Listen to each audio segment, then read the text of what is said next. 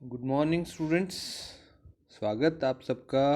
मैं सूर्य प्रकाश शर्मा हूँ और हम एक नया टॉपिक शुरू कर रहे हैं आज।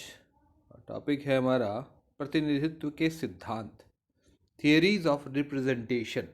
ये आपके पेपर फर्स्ट यानी राजनीति विज्ञान के मूल आधार, फंडामेंटल्स और फाउंडेशंस ऑफ पॉलिटिकल साइंस जो पेपर है उसका बी सेक्शन का एक टॉपिक है, प्रतिनिधित्व के सिद्धांत।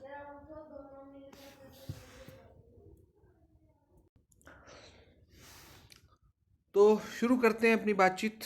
प्रतिनिधित्व के सिद्धांत, देखिए क्यों हम इसको पढ़ रहे हैं पहले ही हम जाने। प्रतिनिधित्व होता क्या है ये आज हम जानेंगे, और प्रतिनिधित्व को की भूमिका क्या होती है, यानी प्रतिनिधियों की भूमिका क्या होती है लोकतंत्र में। और नेक्स्ट चीज ये होगी अंत में कि प्रतिनिधित्व को बेहतर कैसे बनाया जा सके। देखिए आपको पता है आज का जो समय है दुनिया में वो लोकतंत्र का समय है। लोकतंत्र का युग कहें तो गलत नहीं होगा। ज़्यादातर देशों में लोकतांत्रिक व्यवस्था मौजूद है आज। और ये लोकतंत्र किस प्रकार का है? यह है प्रतिनिध्यात्मक लोकतंत्र यानी रिप्रेजेंटेटिव डेमोक्रेसी। ये प्रोसेस शुरू हुआ था, आप समझिए 17वीं शताब्दी से इस प्रक्रिया का विकास प्रारंभ हुआ और जो निरंतर चल रहा है रिप्रेजेंटेटिव डेमोक्रेसी। क्यों? क्योंकि लोकतंत्र का जो वर्तमान समय रूप है वो रिप्रेजेंटेटिव क्यों है? क्योंकि जनसंख्या बहुत ज़्यादा है और इतने लोग स्वयं अपना शासन संचालित करने में सक्षम नहीं। वो समय अलग था जब डायरेक्ट डेमोक्रेसी हुआ करती थी, थोड़ी संख्या में लोग होते थे। तो डायरेक्ट डेमोक्रेसी अब संभव नहीं है। कारण ये है कि आज जनसंख्या बहुत ज़्यादा है, हज़ारों में नहीं, लाखों में नहीं, करोड़ों में नहीं, अब तो अरब पार कर चुके हैं भारत जैसे देश और चाइना जैसे देश। तो इतने अधिक संख्या के कारण डायरेक्ट डेमोक्रेसी पॉसिबल नहीं है। डायरेक्ट डेमोक्रेसी तो खैर बहुत दूर की बात है। डायरेक्ट डेमोक्रेसी के कुछ इंस्ट्रूमेंट जो आजकल प्रचलित है, जैसे जिसको हम कहते हैं इनिशिएटिव या रेफरेंडम या प्लेबिसाइट, हिंदी में आप इसको बोलते हैं आरंभक जनमत संग्रह। प्लेबिसाइट को भी जनमत संग्रह ही बोलते हैं हिंदी में। रिकॉल यानी अपने प्रतिनिधियों को वापस बुलाना, ये भी संभव नहीं इतनी बड़ी जनसंख्या में। तो आज तो जो डेमोक्रेसी है वो प्रतिनिध्यात्मक ही होती है, यानी हम अपने प्रतिनिधियों को चुनते हैं और वो हमारी ओर से हमारे लिए शासन चलाते हैं और हम उन पर नियंत्रण रखते हैं। आज लोकतंत्र का मतलब इतना ही रह गया है। तो इस लोकतांत्रिक व्यवस्था में प्रतिनिधित्व का जो विचार है या जो वो बड़ा महत्वपूर्ण हो जाता है। प्रतिनिधित्व की प्रणाली जितनी बढ़िया होगी, जितनी अच्छी होगी, लोकतंत्र उतना ही प्रभावशाली होगा, अच्छे से चलेगा। प्रतिनिधियों के चयन की जो प्रणाली अगर ठीक नहीं है, प्रतिनिधित्व का गलत सिद्धांत हमने अपनाया, तो लोकतंत्र भी ठीक से कार्य नहीं करेगा। अगर हम जनता को उचित प्रतिनिधित्व नहीं दे पाए व्यवस्थापिका में, समाज के विभिन्न वर्गों को, तो फिर लोकतंत्र जो है वो अस्थिर होगा और वो राज्य भी विघटित हो सकता है किसी स्थिति में। तो कुल मिला के प्रतिनिधित्व का जो विचार है वो बड़ा महत्वपूर्ण है। लोकतंत्र में खासकर प्रतिनिधित्व बहुत महत्वपूर्ण हो जाता है। प्रतिनिधित्व की उचित प्रणाली की तलाश एक बहुत ज़रूरी चीज़ है। अब प्रतिनिधित्व की जो प्रणाली है वो समाज के विभिन्न समुदायों हितों को जो है राजनीतिक निर्णय प्रक्रिया में शामिल करने का तरीका है कि समाज के जो विभिन्न समुदाय हैं, वर्ग हैं, उनको राजनीतिक निर्णय प्रक्रिया में किस प्रकार से सहभागी किया जाए, इसके लिए जो प्रक्रिया अपनाई जाती है वो कहलाता है प्रतिनिधित्व।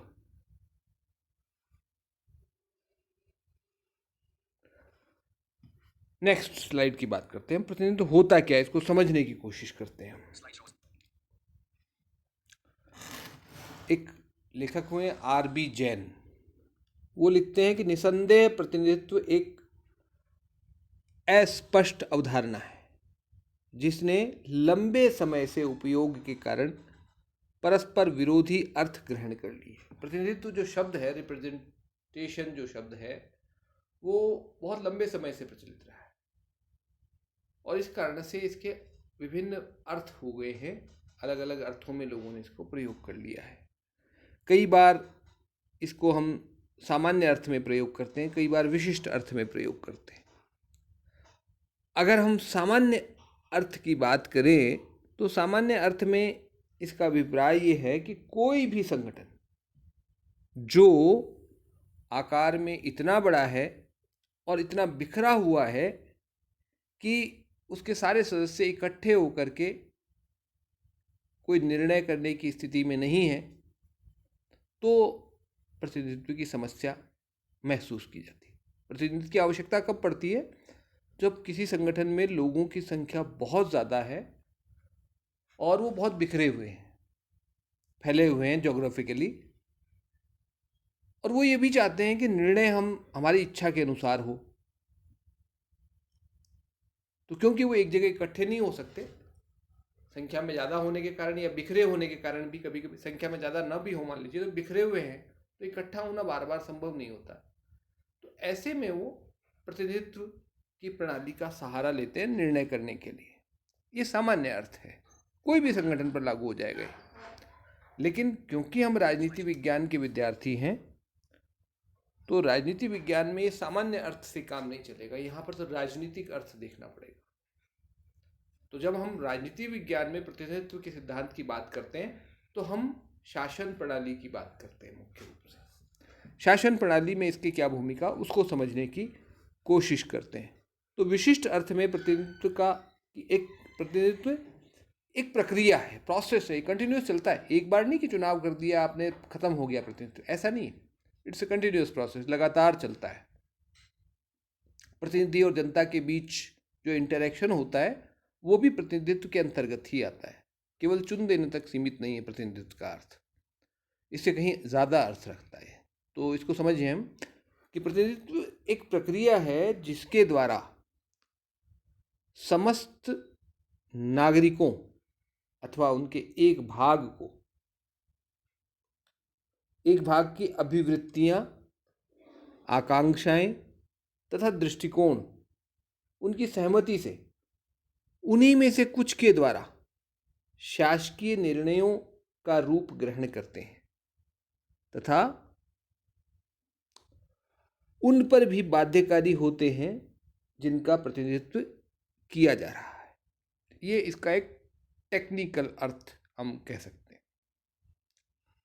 क्या है इसमें? 2-3-4 बातें हैं मोटी मोटी। इस परिभाषा को अगर तोड़ दें, हम इसको एनालाइज करें, विश्लेषण करें इसका, तो 3-4 बातें निकल के आती। पहली चीज, इट्स अ प्रोसेस, प्रक्रिया। प्रक्रिया माने लगातार चलता है, एक बार होने वाली घटना नहीं है। घटना तो किसी एक समय में होती है, और जो प्रक्रिया है, प्रोसेस है, वो लगातार चलता रहता है। तो ये प्रोसेस है प्रतिनिधित्व। दूसरी बात, क्या है प्रोसेस? प्रोसेस ये है कि समस्त नागरिकों अथवा उनके भाग की अभिवृत्तियां, यानी उनकी जो मनोवृत्तियां हैं, एटीट्यूड्स कह लीजिए, आकांक्षाएं, उनके डिजायर्स क्या हैं, वो क्या चाहते हैं, उनका व्यू पॉइंट क्या है, दृष्टिकोण क्या है,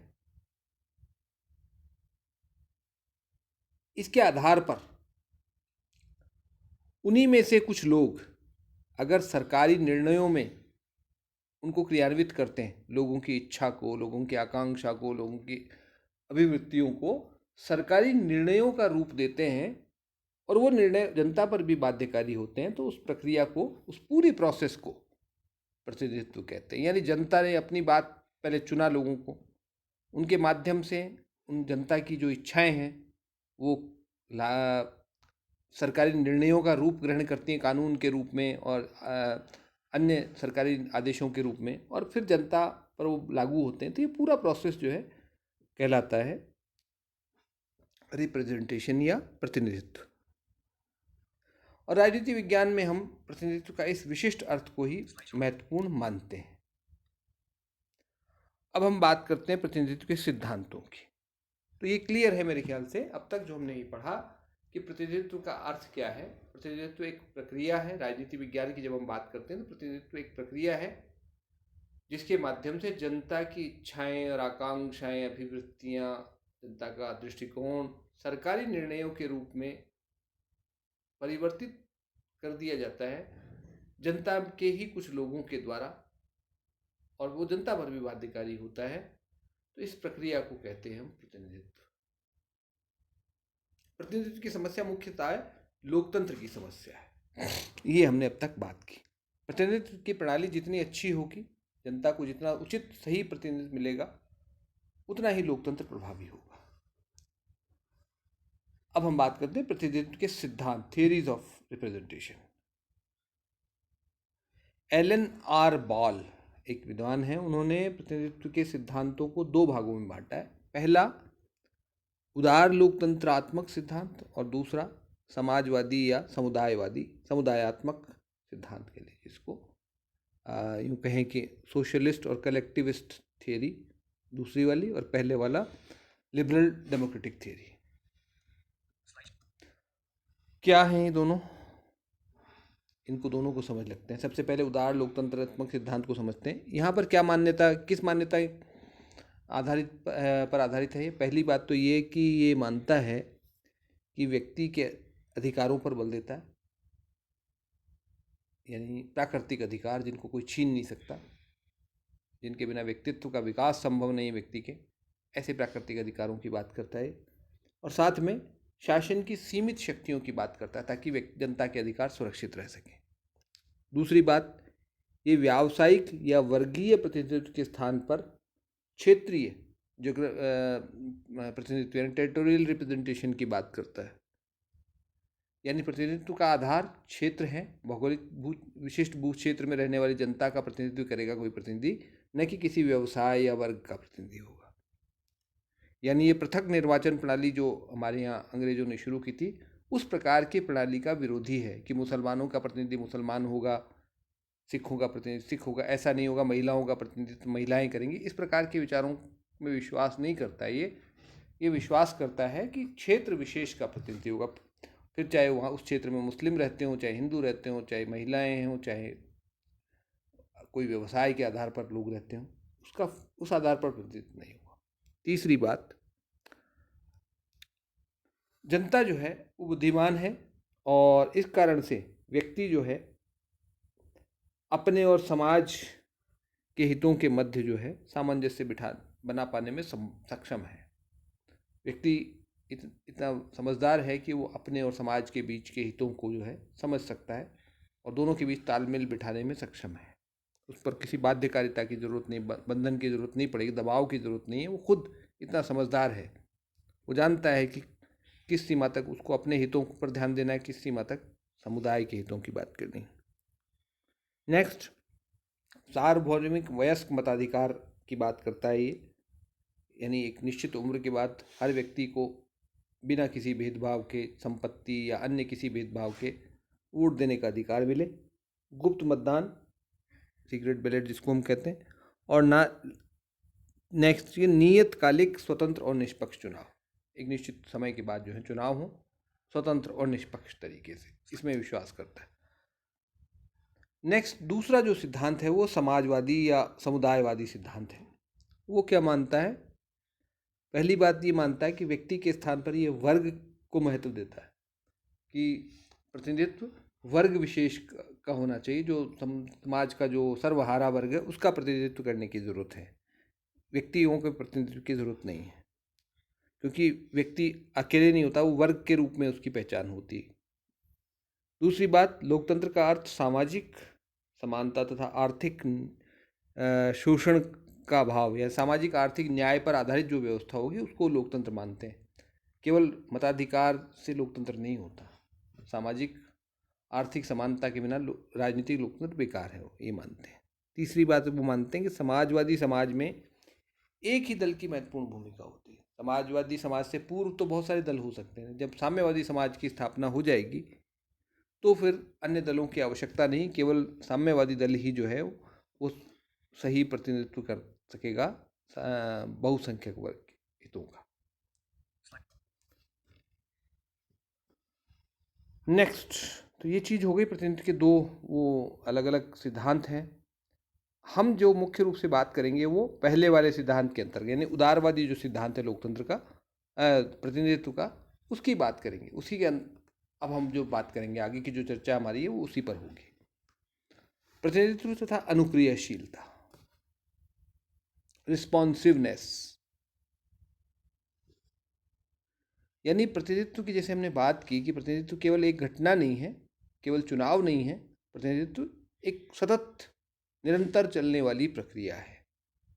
तो इसमें प्रतिनिधित्व जो है और प्रतिनिधि और प्रतिनिधित्व यानी जो जनता, उसके बीच कंटिन्यूस रिलेशनशिप रहती है, लगातार संपर्क बना रहता है, उनके बीच में इंटरैक्शंस, क्रिया प्रतिक्रिया जारी रहती है।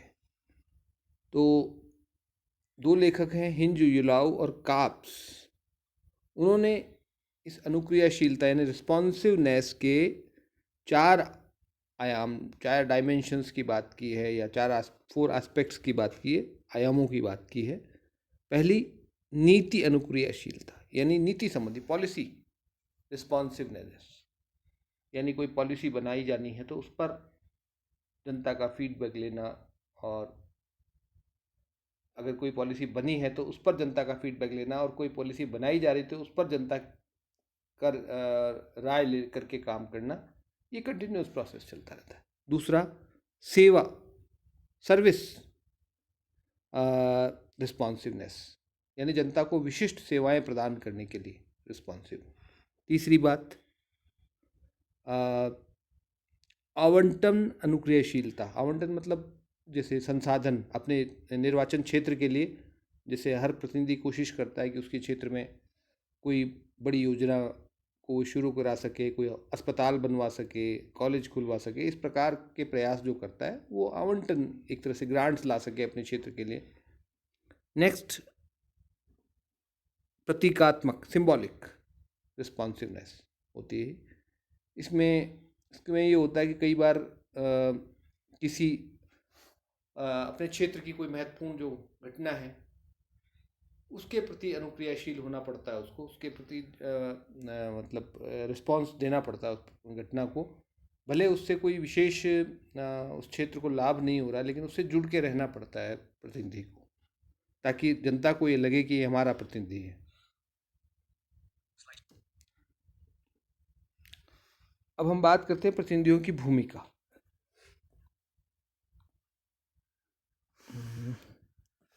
यस, प्रतिनिधियों की भूमिका, रोल ऑफ रिप्रेजेंटेटिव्स क्या होता है। तो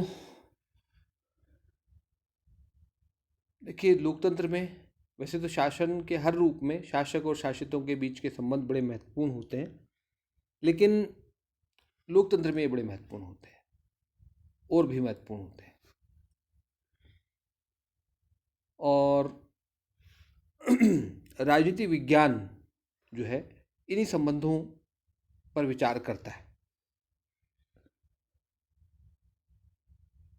तो प्रतिनिधि की क्या भूमिका होती है, ये बड़ी महत्वपूर्ण की बात है यहाँ पर, क्योंकि प्रतिनिधि, लोकतंत्र में जो शासक है वो जनता का प्रतिनिधि है और जनता जो है वो शासित है। तो इस प्रकार से शासक और शासित के बीच के संबंध बड़े महत्वपूर्ण हैं हमारे यहाँ पर। क्या रोल होता है एक शासक का या प्रतिनिधि का? प्रोफेसर गार्डनर जो है उन्होंने 3 आयाम इसके बताए हैं। पहला, प्रतिनिधि अपने क्षेत्र के अभिकर्ता के रूप में पहली भूमिका उसकी ये होती है, अपने क्षेत्र का अभिकर्ता होता है, अपने क्षेत्र के लोगों का एजेंट है वो, उनके हितों की पूर्ति करने के लिए पहली भूमिका तो उसकी है। तो उसका काम सिर्फ इतना है कि वो अपने क्षेत्र का ध्यान रखे, अपने क्षेत्र के विकास के लिए फंड्स अरेंज करे और नई नई योजनाएं वहाँ लेकर के आए। दूसरी उसकी भूमिका है संपूर्ण राज्य अथवा राष्ट्र के सामान्य हितों के प्रतिनिधि के रूप में। इस पर बल दिया था एडमंड बर्क ने, जब उन्होंने कहा था कि एक प्रतिनिधि जो है केवल अपने क्षेत्र जहाँ से चुन करके आता है वहाँ के उसी के लिए जिम्मेदार नहीं है, बल्कि अगर इस तरह से अगर होगा तो फिर देश की जो संसद है वो परस्पर विरोधी हितों का अखाड़ा बन करके रह जाएगी। भले किसी प्रतिनिधि को चुनाव एक क्षेत्र विशेष से हुआ है, लेकिन वो पूरे देश के हितों को ध्यान में रख करके काम करने के लिए चुना गया है, केवल अपने क्षेत्र का विकास करने के लिए नहीं चुना गया है। ये दूसरी भूमिका है उसकी। और तीसरा, राजनीतिक दल के प्रवक्ता के रूप में। आजकल हम जानते हैं कि खासकर पार्लियामेंट्री डेमोक्रेसी में एक विप की व्यवस्था होती है। पार्टी अपने जो निर्वाचित सदस्य हैं उनको विप जारी करती है और उन्हें कह दिया जाता है कि आपको किसी मुद्दे पर क्या करना है बता दिया जाता है उन्हें। जैसे अभी आज ही समाचारों में ये था कि अभी जो संसद का सत्र चल रहा है उसमें जब तक ये सत्र चलेगा तब तक कांग्रेस ने विप जारी किया अपने सांसदों को कि वो संसद में निरंतर उपस्थित रहें, ताकि ज़रूरत पड़े तो वो किसी सरकार की पॉलिसी का डटकर विरोध कर सके, ऐसा उन्होंने कहा है। और जब भी कोई मतदान का अवसर आता है तो पार्टी अपने सांसदों को, अपने विधायकों को निर्देश देती है कि उन्हें क्या करना है, विपक्ष में वोट डालना है, पक्ष में वोट डालना है। और अगर कोई नहीं मानता है तो उसको फिर दल से निष्कासित किया जा सकता है, उसकी सदस्यता समाप्त कराई जा सकती है। इस प्रकार के प्रावधान, दलीय अनुशासन बड़ा कठोर है कहने का अभिप्राय ये। तो जो प्रतिनिधि है वो अपने दल का भी प्रतिनिधि होता है, दल के विचारों को अभिव्यक्त करता है। तो ये 3 प्रकार की भूमिकाएं हमें प्रतिनिधियों से देखने को मिलती है और वास्तव में इन तीनों भूमिकाओं का वो निर्वाह करते हैं। वो कभी कभार अपने क्षेत्र विशेष के लिए काम करते हैं, कभी राष्ट्रीय हितों के लिए काम करते हैं और कभी दलगत हितों के आधार पर काम करते हैं।